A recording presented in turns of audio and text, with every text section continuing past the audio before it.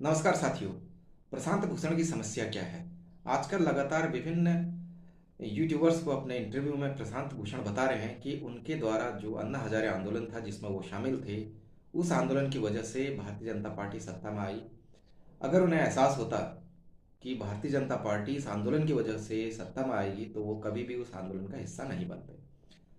प्रशांत भूषण की समस्या आंदोलन में शामिल होना नहीं है, अन्ना हजारे आंदोलन में उनकी समस्या बहुत बड़ी ये है कि भारतीय जनता पार्टी सत्ता में काबिज होगी।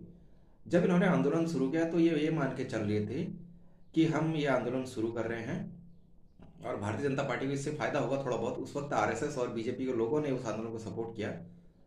तो प्रशांत भूषण ये कह रहे हैं कि उन्हें इस बात की जानकारी नहीं थी। एक सुप्रीम कोर्ट का वकील अगर ऐसी मूर्खतापूर्ण बयानबाजी करे तो उनकी बुद्धिमत्ता पे, उनके वकील होने पे हमें शक करना चाहिए। दूसरी बात, प्रशांत भूषण को समस्या इस बात से नहीं है कि मोदी देश के प्रधानमंत्री बन गए हैं। प्रशांत भूषण को समस्या इस बात है कि मोदी ने ताबड़तोड़ बदलाव जो देश में किए, जैसे आर्टिकल 370, राम मंदिर का शिलान्यास, 3 तलाक और पाकिस्तान के साथ लगातार जो भारत ने एक आक्रामक रवैया अपनाया है, तो उससे ये जो लिबरल्स हैं, जो वामपंथी बुद्धिजीवी हैं, इन्हें बड़ी समस्या होती है।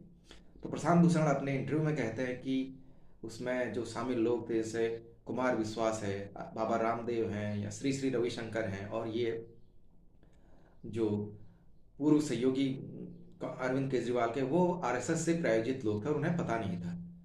लेकिन जब वो इस आंदोलन में शामिल थे उन्हें ये सारी बातें पता थी। उस वक्त 2011 में जब ये आंदोलन चला था तो प्रशांत भूषण लगातार जंतर मंतर पे और रामला मैदान पे जो तत्कालीन यूपीए सरकार थी उसके मंत्रियों के घोटाले उजागर करते थे। उन्होंने अपने इंटरव्यू में ये भी कहा कि यूपीए सरकार भ्रष्ट थी, मनमोहन सिंह जी बहुत ईमानदार थे, इसमें कोई शक नहीं है, किसी को कोई संदेह की आवश्यकता नहीं कि मनमोहन सिंह जी एक बहुत बड़े ईमानदार और बुद्धिजीवी व्यक्ति रहे इस देश के। उनका बहुत बड़ा कंट्रीब्यूशन है हमारे देश के निर्माण में। प्रशांत भूषण यहाँ पर ईमानदार हैं। वो बताते हैं कि सरकार में भ्रष्टाचार था। तो जितने भी दरबारी मीडिया के लोग हैं वो इस पर प्रश्न नहीं कर रहे हैं प्रशांत भूषण से कि वो भ्रष्टाचार की वजह से यूपीए सरकार गिरी। वो ये कह रहे हैं कि अन्ना हजारे के आंदोलन से, आरएसएस के आंदोलन से यूपीए सरकार गिरी, और कंपैरेटिवली जो यूपीए सरकार थी आज के नरेंद्र मोदी सरकार से कहीं ज़्यादा लिबरल थी, कहीं ज़्यादा वो अच्छी सरकार थी।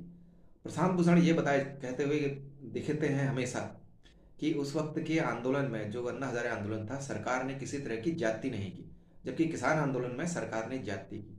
कोई उनको बताए कि जो बाबा रामदेव का आंदोलन था, जो रात को 2 बजे उन्हें मार के भगाया था, वो ज्यादती थी या नहीं थी? आपके इस बारे में क्या ख्याल है? कमेंट करके जरूर बताइएगा।